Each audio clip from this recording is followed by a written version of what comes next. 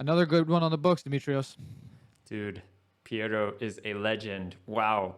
Ludwig, I mean, everybody's heard of that. Let's be honest. Before the MLOps community was even a sparkle in my eye, Ludwig had been open sourced by Uber, and Piero then continued on his like home run hitting streak with the declarative ML paper, which you hear so many people referencing. And that is something that I think a lot of people are looking towards as the future of machine learning. What about you?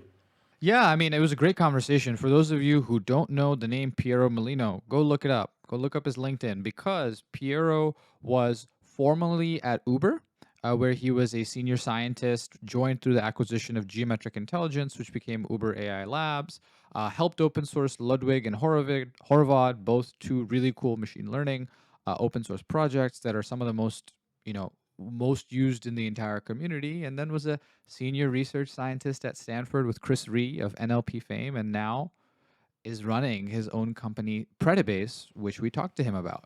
Yeah. And I really enjoyed the conversation because, you know, I re- I think my evolution has tracked from being a machine learning professional to being a more general data professional. Mm. I've been doing a lot more work in the SQL world, in the analytics world, DBT, etc. And it is really cool to see how tools like Predibase are bringing machine learning natively into the modern data stack and changing the kind of work machine learning professionals do as a result. Because the modern data stack is more mature than machine learning tooling. And so I think that that was a huge takeaway of the episode for me, is realizing the extent to which Predibase has that baked in as part of their product. Yeah, you see that he has been noticing certain patterns and certain ways that engineers or machine learning practitioners are banging their head against the wall and running into the same obstacles. And so it feels to me like with Predibase, he said, we're going to plant our flag in the ground right here. We're going to make some opinions about this. And you can follow along with that, but we're also going to make it as extensible, as crazy customizable Yep. as possible. Yep. It's just these certain things we're going to say, this is how we do it, this is why. And then you can go and get as funky as you want on the outskirts of it. But because we have this stable foundation here, we're opening it up to more people. And that's what I was feeling like the top takeaway from that was really that idea. I do still, however, feel like I have a half-written blog post about why the modern ML stack will never exist, and I think I've shown it to you.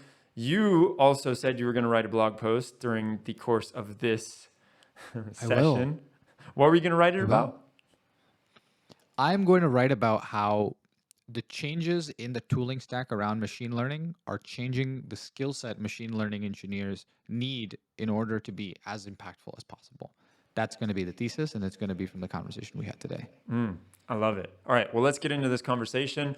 And if anybody is looking for some cool MLOps swag slash merch, check out our website. We've got a whole store there, and we're about to drop some new designs that I think everyone will love, especially the cooking apron for your summer barbecues. Check it out now at mlops.community. See y'all later. Piero, we're very happy to have you here. Congratulations on Predibase launching out of stealth. I saw a lot of buzz about it last week, and we're feeling super happy to have you on this week. This is the week of May 20th that we're recording for all the listeners that are out there for whenever this comes out. So we're right after Predibase is launched. Congratulations again, and thanks for joining, Piero. Thank you very much, Vishnu. Thank you very much, Demetrios, for timing me. Timing is perfect, as you mentioned. So very happy to be here. Very happy to chat with you.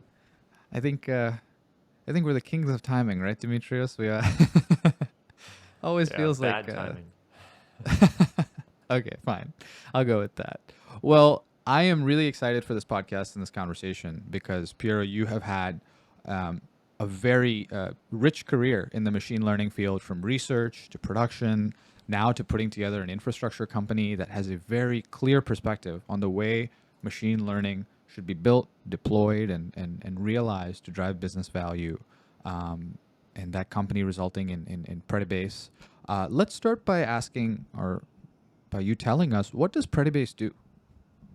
That's a great question. And uh, the way to answer it is that Predibase is building a machine learning platform, really. And it's doing it on top of two open source technologies that me and Travis, my co-founder and CTO, I've built in the past. So my piece of it is Ludwig, and his piece is Horovod. And so we're building a machine learning platform on top of it. And this machine learning platform is very, let's say, opinionated in the way it allows users to interact with it. And it's based on this principle of declarative machine learning, which published a couple papers about it. And basically, that principle is that users don't need to go all the way down to the single line of code in order to implement a machine learning pipeline, but they can define it through a configuration system that is, again, declarative and can also interact with the system with a declarative interface, something similar to SQL, if you want. And by doing so, there's a set of users that are experts, can go all the way down, change all the parameters that the configuration makes available for you. And there's a set of users that are consumers. They don't need to know all the details behind it. Something like the separation of interest that is there in a database system, right? Something like that. Okay, so I want to dig into that a little bit. There's three things in your answer that I would love to kind of, maybe four things, and I'm going to table a couple, and then we're going to talk about a couple right now. First thing I'm going to table, because I know Demetrios has a lot of questions about it, are Ludwig and Harvad. I know he has a lot of questions about the open source technology there. Would love to dive into it. I want to jump immediately into this declarative machine learning paradigm, and how the Predibase product makes that a reality in terms of experience. Um, as a machine learning engineer, data scientist myself, I've heard a lot about you know successful machine learning platforms. What they do is allow you to make machine learning configuration, not code. Right? Every single model is less about writing all the lines needed to clean up the data and learn about train the model and then deploy it. It's really about making it as easy as in a lot of cases a YAML file. In the case of a previous conversation that we had um, with a Stitch Fix data science team, but with Stefan at Stitch Fix. And so I'm wondering, to you, first off, why is that paradigm so valuable of configuration over code? Why is it that you believe that should be the case for machine learning platforms? That basically comes from my experience, my direct experience. In particular, when I was working at Uber, the observation was that every single new project that was coming up required almost complete rewrite of code for solving it, because every project was kind of different, the metrics were different, the machine learning tasks and the data was different. And so over time, um, there was a lot of code and a lot of projects that were written that were basically creating technical debt. All of them were again different and bespoke, and then were handed to someone, and that someone needed to make sure that they were kept up with new production libraries or whatever else, right, and changes in the data. And so the idea of using a configuration instead of writing code every single time is the general idea of automation, really. You want to solve the problem once and not having to reinvent the wheel every single time. And so with a configuration system that is flexible enough, you can get to the point where many different machine learning tasks become just slight changes in the configuration, and iteration over the modeling and over the pipelines of those machine learning tasks become just, again, changes in the configuration that are then very easy also to track, by the way. And so whenever you, and if there is something new, like for instance, a new architecture or a new loss or a new metric that you want to evaluate, if you add it to the underlying system that the configuration governs, next time you can reuse it, and everybody else in your team or whoever else is using that configuration system can leverage it. So it accumulates institutional knowledge all in one system instead of scattering it across entire teams or entire organizations. So that was, in my opinion, the main motivating factor and why it's important to have a configuration system like that.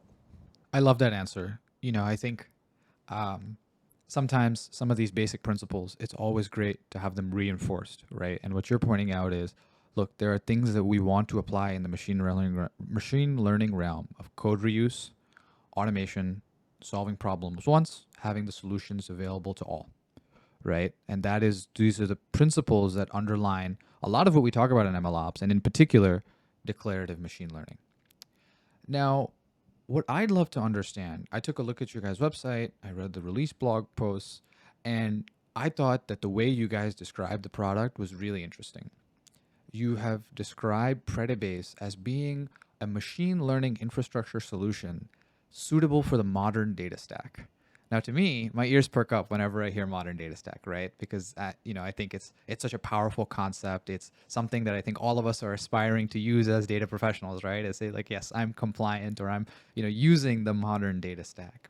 What I'm wondering is right now in my company, I'm working on a Snowflake 5-tran DBT stack with a couple of sort of visualization tools additionally. Mhm. And what I'd love to know is, I'm thinking about applying machine learning to a business outcome. What's the way I get started with Predibase?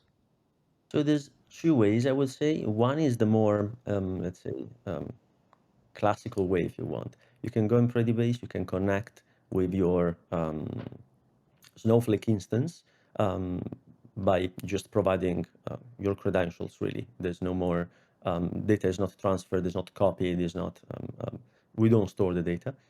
And then you can, from both the UI, a Python SDK, or a SQL-like language that we call Pequel for predictive query language, you can define declaratively the models that you want to train on the data that you have in Snowflake. And once the models are trained, they can be queried easily, either through a REST endpoint or through, again, the SQL-like query language. The nice thing of the SQL-like query language, Pequel, is that also we are building DBT operators for that, so that you can do both the training, the evaluation, and the querying of the models that you will train directly as DBT operators, like from within the DBT SQL interface. So it, let's say, merges really, really well with the whole stack that, the model data stack that you were describing. So, unfortunately, I cut out there for a second because I don't know what to tell you, New York internet. But just so I understand, it sounded like you were saying, in the same way that I can set up, a lot of these other modern data tools, I can just set up my Snowflake instance details with Predibase, right? And then I can go ahead and use your guys' query language to apply and configure machine learning models on top of my data. Is that correct? Absolutely, yes. And then you can also query them, again, through the same extension of SQL, which is Pequel in the query language. And by query them, what exactly do you mean? Does that mean like actually hit them to get results back? So you could do a couple things. Yes, it's definitely them to get results back, but the query language is very rich and basically allows you to um, both do batch processing, so you can specify when you're hitting them through select calls, through select predicates, the part of the data that you want that is already in your Snowflake that you want the predictions to be obtained from. And so you have the flexibility of defining your own slices of data, or maybe you want to predict only the data that arrived in your database last night. Or again, you have the full flexibility of a SQL-like language, right? At the same time, you can also use it for obtaining predictions on specific data points that are like new data points that are coming through the pipeline. So both real-time and batch prediction is something that is feasible. With a query that looks like predict whatever is the output that you care about, potentially with some modifiers like with confidence or with explanations, given a certain a select statement, or given a specific instance of a new data point that you want to run predictions on. This is really cool. So basically, what you're telling me is if I can master Pequel and the way that Predibase thinks about applying machine learning directly in the SQL layer, I can start to configure machine learning models at the same step that I'm doing some of the transformations, right? I can say, okay, here are my DBT models that are transformations. And then in Pequel, I'm saying, okay, I want to map those transformations into the inputs of a model and then have the output like so. Exactly, exactly. And the nice thing, there's two nice things about it. The one is that because these Piquel queries, again, just declaration, you don't specify how the model should be trained, but basically the what, the what does the model look like in terms of its inputs and its outputs, which in our case are like basically input columns from your tables in Snowflake and output columns target, let's say, from columns in Snowflake. You don't have to specify all the details of the how, but you have the flexibility, and that's let's say flexibility that is revealed as you need it, of saying these are my inputs, these are my outputs. I want to use this specific model with these hyperparameters to train on them, or you can just say these are inputs, these are my outputs. You go and figure out what is the best model for you. So if you are more expert, you have the complexity and the under control. And if you are less expert, you get like an automated suggestion that performs the training of the model for you. And the same models, once they are trained for specific columns, then they can be used for predicting on those columns immediately. So you can say, oh, from like my customer table, I want to um, um, train on the column that is called conversion, for instance, and then you can say, well, predict conversion on this new customer that just registered in my database, right? Something like that. So I didn't really understand how the training looks. What Mhm. happens there Nice in question. that phase? And where is it Yeah, run? yeah. So underlying the let's say in particular the training part, this is where actually Ludwig lives and where the system interacts with Ludwig.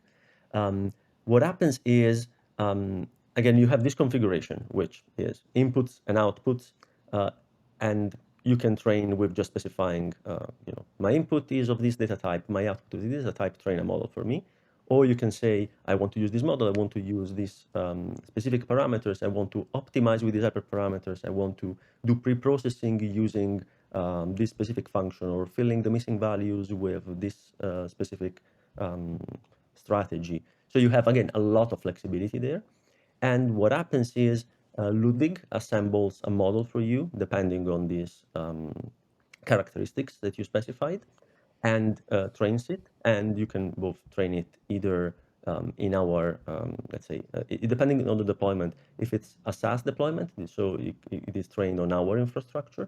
If it's a VPC deployment, then it's trained on your infrastructure.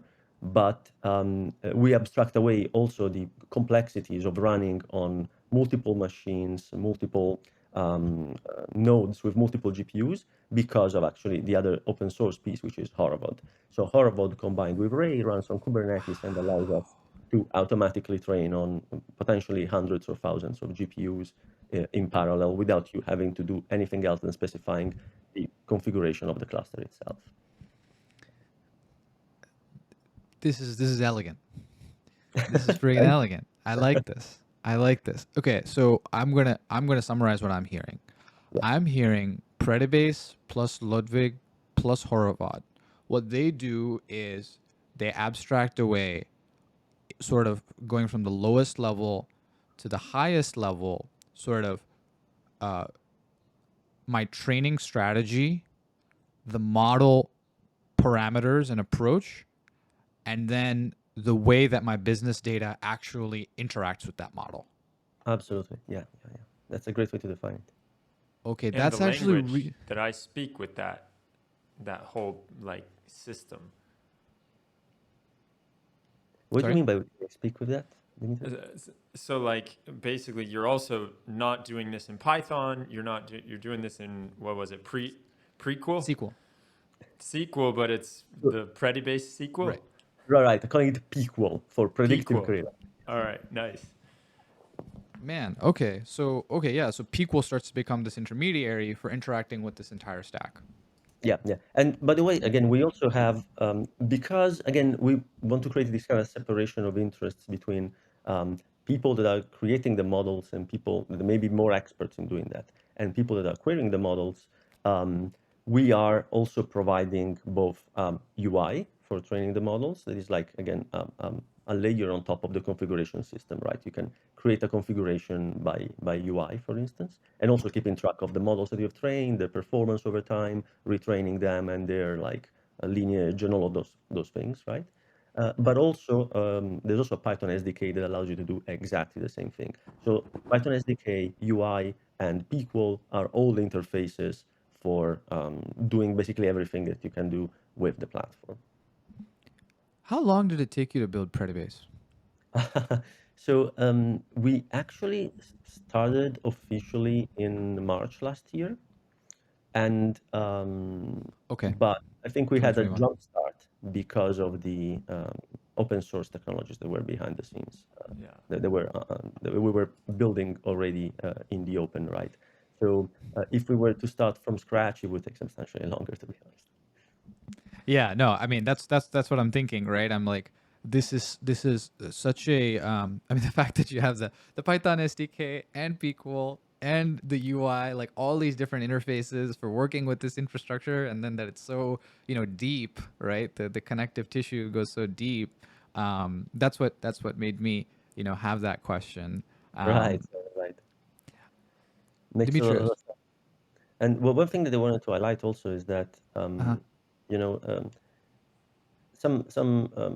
potentially some expert data scientists or machine learning engineers that are hearing this, they may think, oh yeah, sure, but the declarative approach can be great, but there could be like I want to have like the full flexibility of writing my own code, right?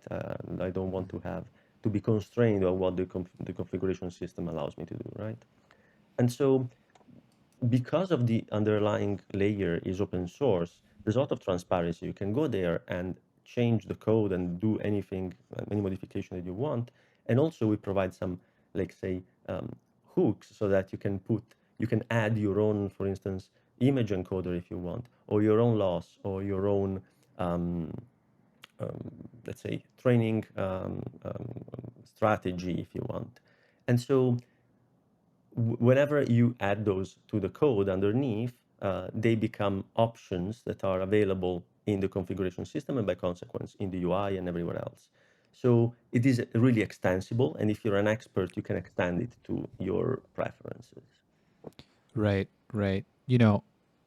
Demetrios, can I keep going, or you got a question? No, hit it, man. I love this. This is super fun to listen to. Well, no, I mean, I think one of the things that I am just really enjoying from this conversation is, you know, um, a lot of times in the data stack, we tend to have a perception of, you know, uh, one tool or one, configuration being, particularly in the machine learning world, being the right way to do things, right? And what's occurring to me as I'm hearing you talk about the flexibility of your product, right? Where you have so many different interfaces for each company to be able to like use Predibase in slightly different ways. You have this ability to sort of extend Predibase, with different training strategies or whatever else. Like, you know, each of these tools is kind of, they're coming together in a way that allows you to work with data as a business in whatever way you want to, right? It feels a little bit like the data stack 1.0 was saying, hey, put your data in a data warehouse and then use it this way. And nowadays, what we're saying is, I feel like where we're at with all these tools and these vendors is saying, hey, we have these like extremely flexible, enjoyable components like DBT, Fivetran, Snowflake, Predibase that are so moldable and malleable that you can configure them to whatever business logic you have. We're just looking to extend that and use the open source strategy of making our products even more and more extensible to whatever business logic you're in. Because what occurs to me, the reason, not to go on too long about this, but the reason that I have this thought is I work in healthcare. All the time in healthcare, people are like, well, it doesn't work for us, right? These tools don't work for us because we have such, custom billing logic. We have such like complicated clinical logic, complicated operational logic. But I've been playing with these tools. They work. They work in such a complicated context now because of the way people are engineering them to be malleable.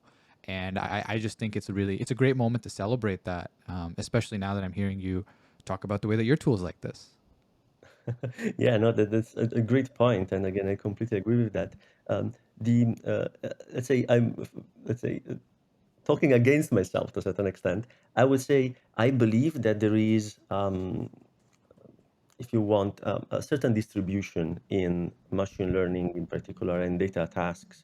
And there will always be some specific tasks that are really bespoke and will always be in need for solutions that are work well only if you super tailor for the specific situation. But at the same time, I believe that there's, I don't know, probably at 90% of the cases where a very flexible tool can be very easily adapted to the use cases that each single business may have around machine learning and data, and that works for the vast majority, right? That's my conviction. Yeah. Well, let's dig deeper on that. Where do you feel like Predibase right now has its edges? What are Mhm. the limits to what it can do? Yeah. No, that's a great question, and I believe basically the edges are, in my opinion, mostly about the what is bespoke to your potential specific use case and what is general and could be generalized. And to make a example, for instance, I think data pre-processing and transformation is something that um, is partially out generalizable and partially very bespoke. The generalizable part, we try to include it as much as possible in Predibase. The bespoke part, for now, is something that we keep outside. And again, to be even more concrete, um, if you have certain amount of tables, for instance, and obtaining features for training a machine learning model requires you to write a specific custom logic to roll the tables or do whatever else that you need to do, joins, etc. Um, that is kind of outside of Predibase, but you could do it within Pequel because the SQL part it's pushed down to the underlying data stack. So that kind of transformation can be done, but we don't do anything specific with that. You have the flexibility of SQL for doing that and DBT, for instance. What we have in the platform for data transformation and preparation are, for instance, how do I map from like a string of text into a list of tokens that my model can understand? Um, how do I fill missing values? How do I create a vocabulary for my categorical features and then map into like a vector representation? All of those things that are common across use cases are part of Predibase. The specific joins that you need to do because you know your data and you only know your data and we don't know about that. Those are parts that are now outside of Predibase, and that's where we draw the line. Really, that's the edge case, if you want, where part of the work that needs to happen before Predibase and part of the work that happens within Predibase. I think that it makes a lot of sense, right? The transformation component of the ELT pipeline is the trickiest. It's also where we're starting to see a lot of friction in general around like, is SQL the right place to do it? What's the role of Python? There's a lot of discussion over in the DBT Slack about it. DBT is extending to Python. Features and Labels as a company helps you integrate Python with DBT. And so I think that's a smart line to draw, right? If you're transforming, that sits technically outside of Predibase.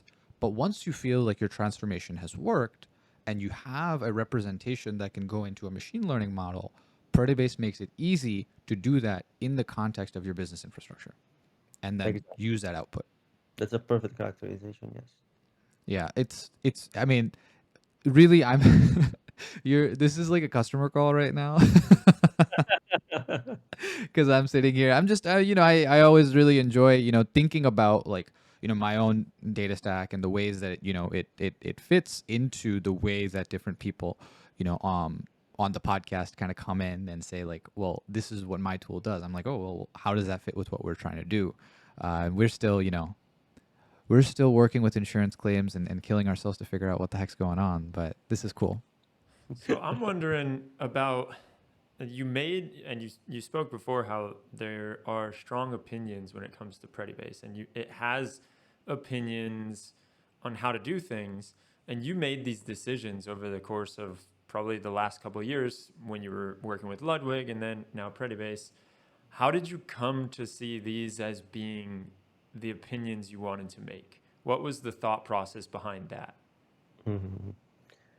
Um, Honestly, it came organically from working on many different projects, in particular when I was at Uber, on many different projects with really different types of data, and seeing that everybody was doing something different, but and then realizing that basically it didn't have to be like that. Uh, there were I think the idea that is also at the core of Ludwig really, and it's like exposed also through Predibase, is that the idea of data types and the fact that if you create a piece of code and a piece of machine learning code in particular for data processing and for encoding or for prediction that works for a specific data type, then wherever, whatever machine learning task you are working with, if that data type is present, then you can reuse all the code that you have written for that data type. And so in Ludwig, for instance, when you define a configuration for a text classification task, right? You're saying that your input is text and your output is category.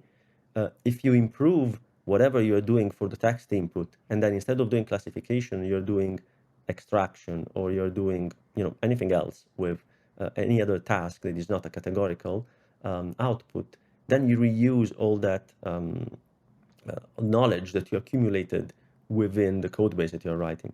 And the same is true if you find like a better loss for doing the classification, the categorical part, the output, then you can use that loss also when you switch and use images as inputs or tabular data as inputs, right? And so that modularization and data type abstraction was the basic realization that many different machine learning tasks match with this structure if you have it, right? And so that's how Ludwig was born really, and from that also we say Predibase is the direct consequence of this line of thought. Yeah, so let's dive into Ludwig a little bit more. I kind of got the background on it, but I think it's worth explaining more. You created it with people at Uber and then open sourced it. Is that how the story goes, or am I off? Yeah, yeah, yeah. Yeah, so basically it was at the beginning was my personal code base while I was working on these projects that I was talking about. And instead of creating like 4 different code bases for the different projects that I put in production at Uber, I said, well, let's create only one code base and I make it generic enough so that it covers all these cases. Then, other people within the company started using it, and that convinced me that also for tasks that were not the tasks that I originally was using it for. And so that convinced me that it could be a broader audience even outside of the company. So it was open sourced in 2019. So I started it really early, like 2017. Yeah. Open sourced in 2019, and then we donated it to the Linux Foundation in 2020, and so now it's a Linux Foundation hosted project again since a couple of years now, and development has been like very very fun and rewarding, and now we are like next week, which is last week for the audience, um, we're going to announce like a new version, a 0.5 version that changes a lot in the backend, and in particular ports everything to PyTorch. So now we're going to be part of the PyTorch ecosystem. And if you think about it, the nice thing is that whenever there's a new model that is proposed, um, there's immediately someone who implements it in PyTorch, and so we can leverage that could become one more, configuration parameter in Ludwig. Now you can say, when someone releases like VIT2, for instance, then you can use the VIT2 as an encoder, or like whatever new transformer, you can directly use it in Ludwig. And so being part of an ecosystem is really important. And yeah, super happy to go in this direction with the project. So there's the other piece that I wanted to tap on just for a moment, the declarative learning paper that you put out. But I almost want to ask this question first before we get into that, and that's around let me see if I can collect my thoughts. And now that I talked about the declarative learning, my mind went that way. And I can't remember what I wanted to ask you, but I was man. All right, let's just go with the declarative learning. Or Vishnu, you have one that you wanted to follow up with on here while I'm trying to collect myself? Yeah, this is a thing that I kind of wanted to get your take on, Piero. This is Zag, okay, from Ludwig. You know, we are at a point where I think like data tools are becoming opinionated that the work machine learning engineers used to do, they shouldn't do, which was we used to spend a lot of time doing custom feature engineering, building a model, creating our own service to deploy that model, and then deploy that model, in the context of a business, do our monitoring ourselves, et cetera, right? The machine learning engineer was operating as an individual contributor on an individual machine learning use case. The internal platforms emerged as a way of abstracting that work, and now external platforms are being created from these malleable components that allow you as a company to basically say, I don't want the machine learning engineer of old who could only develop a prototype for me. I want a platform that allows me to apply machine learning in the context of my business seamlessly, and that I can buy, configure, and then reliably use. And that's really cool. But I'm kind of wondering your advice to all the machine learning engineers who are out there who are sitting there and saying, well, I'm right now working on developing models and building models and writing things in sklearn and writing things in TensorFlow. How do I think about the future of my work in the context of tools like Predibase, et cetera, that are abstracting away large portions of them at more and more companies? It's an amazing question. I think there's at least three aspects to it, in my opinion, to my answer. One aspect is, so I think it's like a general trend, right, in computer science. And actually, with this, I reconnect to the declarative ML paper, Demetrios. Um, it happened in databases, like there were COBOL, right? People that were writing COBOL code, and then, SQL happened, and, now there's less of a need of, there are some corner cases where actually you still need COBOL developers for legacy systems, but the vast majority of people don't write COBOL queries. Um, they don't write code in COBOL. They write SQL queries, right? And also in gaming, for instance, in game engines, people at the beginning were writing games in assembly, and then potentially gradually shifting towards C and C++. But now there are these engines like Unity and Unreal Engine 5, and that make so let's say the specialization, and so engine developers should have been like threatened by that, right? Reality is that people can use their skill sets in different ways. On one hand, they could go, for instance, to bring it back to machine learning, people that have been working directly with building models in a do-it-yourself way can, on one hand, participate in building these platforms that now become more widely available. That's one thing that they could do. The other thing that they could do is that if these platforms are built in the right way, they are extensible, and so they can work in extending these platforms to add the specific things that their company needs. And the third aspect is they can also start to focus on other aspects of the machine learning stack. So, for instance, all the data-related aspects, data quality-related aspect, data labeling-related aspects, and all like starting to be more data-centric in their work. Because if there's let's say central platform that allows you to do the training and the deployment and distributed training across multiple machines, now what becomes more important is how high quality is the data that I'm putting in, how do I monitor the quality of my data, and how impactful the quality of the data is in the results that I'm getting, right? So I believe that people that are working at the, let's say, really core of machine learning infrastructure, they should not be threatened. They have many options that they can choose from for their careers. I you just gave me an idea for a blog post. I know that those are dangerous words, Demetrios, but hey, look, I got 2 You blog talk posts a coming. lot. Oh, come on, Yeah, I you've got got 2 like blog posts 5 coming. in the backlog. So That's I'll true. believe it No, when I that's true. see it. Okay, fine. But I'm just gonna talk it out here right now, which is, your point is, I love it, right? That nobody's writing COBOL anymore. SQL took, made that obsolete, but only increased the demand for the application of data, right? All those people who may have been writing COBOL before, if they learn SQL, they're probably in a better position, right? And that's been the story of software engineering and technology automation, like throughout the last 40 to 50 years. So that's a great point. But I think what I'm taking away from what you what you're sharing is that people to date who have focused on machine learning have focused a lot on the modeling piece and the associated work around that.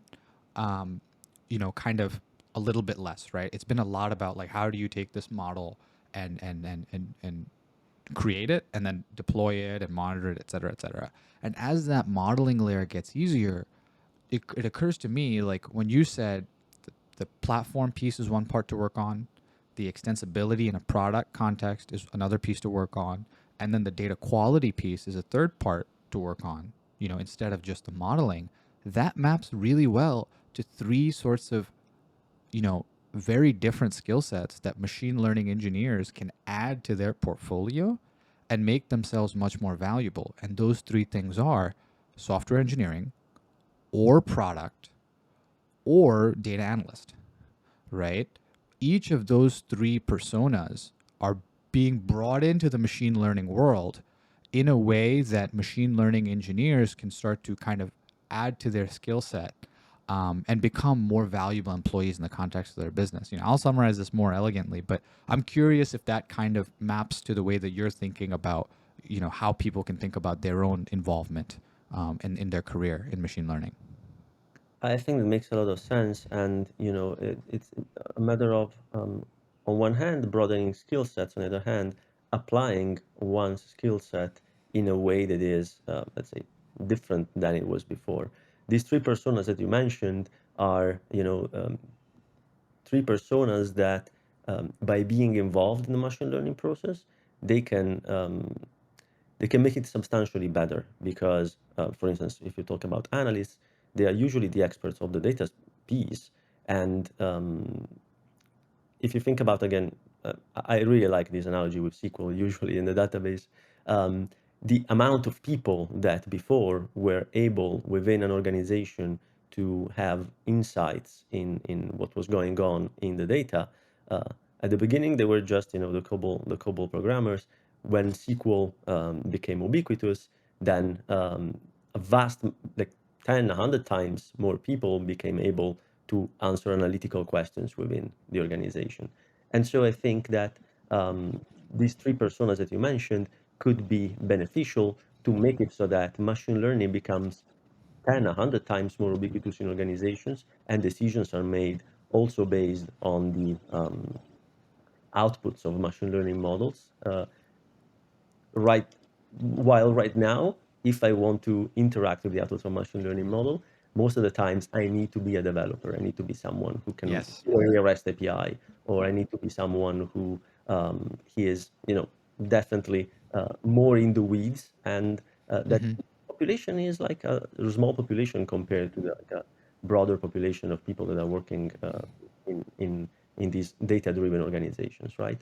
So I think it's it's a natural process that will make so machine learning becomes more ubiquitous in organizations.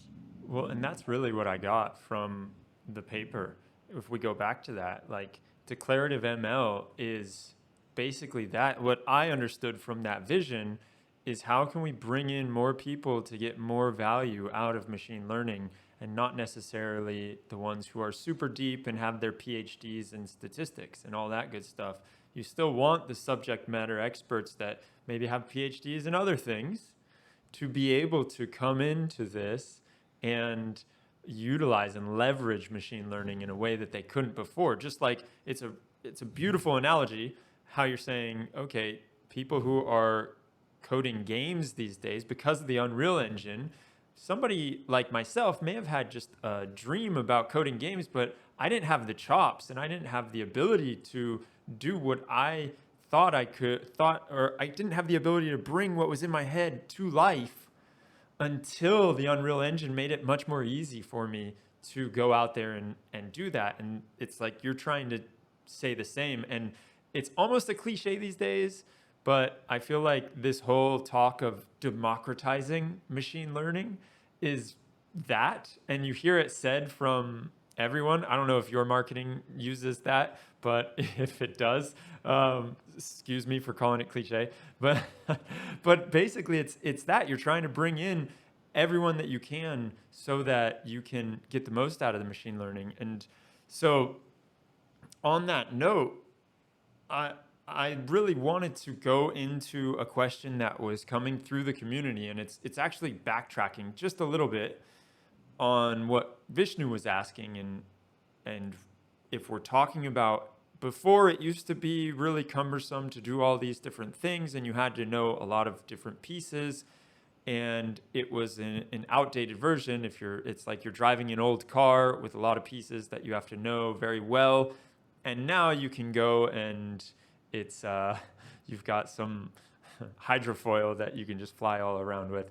But there's a question that came through the chat, and it was in the MLOps community Slack, and this guy named Jeremy McMinn says, I'm working with a very early stage startup and I'm going to put the best framework into place, or I want to put the first framework into place. In the old days, I'd wrap the model into a Flask API, make an image, push it out to the Kubernetes cluster as part of CI/CD. I'd have an Airflow script that would run daily to retrain the model with new data from production, do some regression testing, and then trigger the build deploy process. I'd have a data warehouse where I can keep the inference data and be able to run accuracy, prediction, recall performance. Then he asks, key question here, what's the easiest way to do all of that today? So I think so. Let me answer in this way. By the way, I think that potentially Predibase does a lot of that. First of all, but aside from Predibase and talking like more in general, right? I would say the aspect there is that you don't have today. I think you don't have to build it yourself, and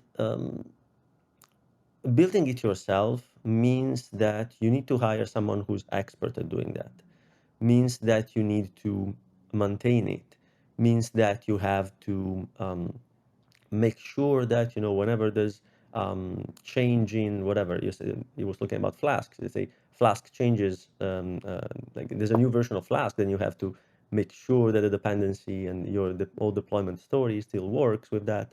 Also, Flask is not the most efficient way to serve a model, and your engineers may have used it, and so you are using it too, but maybe there are better options that someone who has been working specifically on that for years may have figured out. And so like nobody is, again, almost nobody is rewriting their own game engine. Like almost nobody is rewriting their own database. They're relying on experts that have built those databases over the years, and they are comfortable by deploying databases and using game engines that other people used in the same way I believe that today we are starting to get into the mindset of I can use machine learning platform that someone built for me if it does what is needed for me, but I don't have to build it from scratch every single time. Well, I don't know about you, Demetrios, but I want to get into the lightning round. Can we do that now? Let's do it. Let's do it. I I'm think is excited it. for that. It's time. Okay, this is something newer that we're doing, and what we want to do is put our guests on the spot, get them thinking fast. And so, Piero, I'm going to start by asking you, what was the last book you read? Um, so right now I'm reading this book called The Sleep of the Keyboard. It's a collection of essays from Terry Pratchett, the late Mm. fantasy writer, and basically talks about the process of writing fiction and his experience by doing that. And incredibly, there's a lot of lessons learned from that process that apply also way beyond that and also to the work that I'm doing. And before that, actually, the last book that I read entirely, so this book is a book I'm reading right now. The last book that I read entirely is called The Listening Society, and it's actually a philosophy book. It's like a philosophy book about metamodernism. Oh, sounds like you're a real active reader, huh? Yeah, actually, I discovered in the last couple of years, like say during the pandemic, um, audiobooks, and now Yeah. I've been reading quotes and quotes a lot Yeah. through audiobooks. Yeah, Yeah, I actually got a subscription to Scribed. Have you heard of that Mm. one? Yeah, I heard It's about it. Yeah.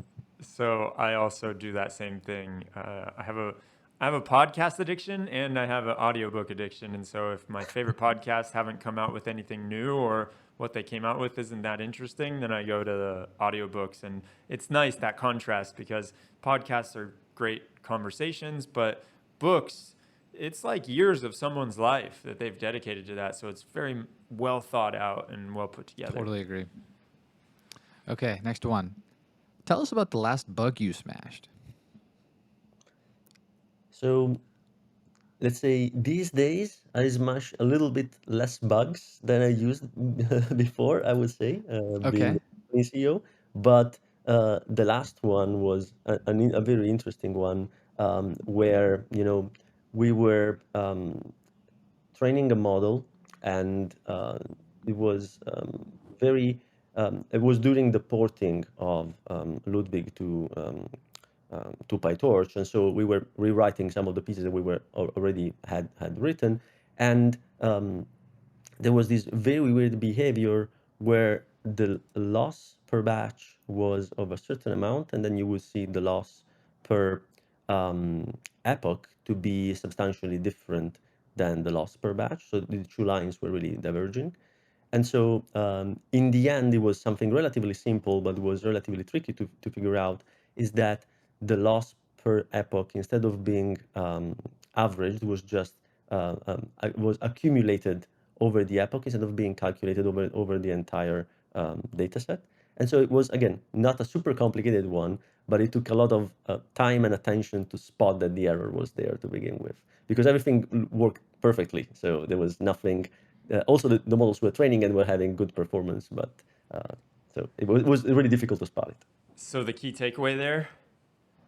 The key takeaway there is be very mindful when you are evaluating, in particular during training, both your loss and metrics on how you are doing it, like how are you averaging and how are you um, doing it across batches. Be very mindful because it's tricky then to solve the problem after fact. Incredible. What piece of technology are you bullish on that might surprise people? So might surprise people. So again, we mentioned it before, but I actually super bullish on Unreal Engine 5. It's like outside of the machine learning space, but I'm really bullish on it because again, I don't know how familiar are you with it and how the audience is familiar with it, but basically, as this technology that allows for putting assets in games that are, let's say, very high quality with really high triangle counts. And it basically adapts the resolution of the number of triangles dynamically inside the engine. And so if before the production of a video game would require people to first come out with the assets and then spend a lot of time optimizing them for making them usable in the engine, now that optimization step, it's basically not required anymore almost. And so that will make the speed of production of games substantially faster.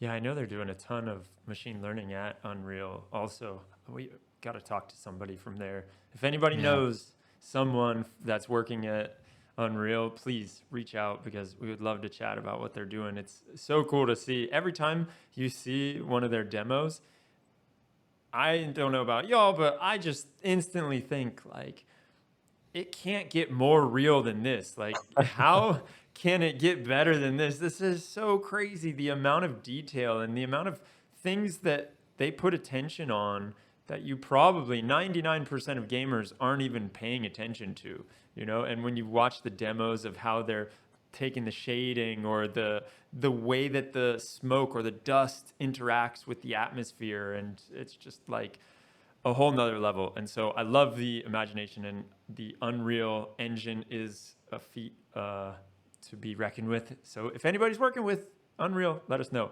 Last one for you. You know somebody? No, I say, don't know if you watched the Matrix demo that they made Oh yeah, when the new Matrix movie was released. That so was good, so much better even than the actual movie that was huh? released. Yeah. Actually, Matrix 2 and 3, the special effects that they had in that, they pale in comparison to that Matrix demo Real that the time. Unreal Engine did. So, all right, last question for you. How do you want to be remembered? Mm. That is like a deep question, to be honest. I would say I personally don't care that much about being remembered by potentially like a big group of people. I would say um, what I care about is that at least the people that know me for real and that I have worked with and interacted with during my life remember me as a compassionate person that was always there to try to help them and make their life a little bit better. That's I say a little bit about say small addition. Say not a big one, but You sound like a peaceful man. thanks. That's a great answer. It is a great answer. So, uh, is Predibase hiring? We are hiring. In particular, we are hiring DevOps because we want to make our deployment story as seamless as possible, Hmm. and let's say people with distributed systems engineering skill sets. This is like the two main areas that we're hiring right now. Well, this has been great, man. I really appreciate you coming on here. Vishnu, you got any last words? I'm gonna write that blog post. I don't know when, but I'm gonna write it. Yeah, I mean, happy to be a sounding board if you want. Oh, I will take you up on that, sir. There we go. Uh, Yeah, like he doesn't have anything else better to do, running your big the company and trying to keep up with Ludwig and the two open source projects and then the company on top. But yeah, right. yeah, It's a that's busy cool. man. I mean, he said it. You said it, Piero. Like, watch out, Vishnu may or may not actually write it now. Who knows?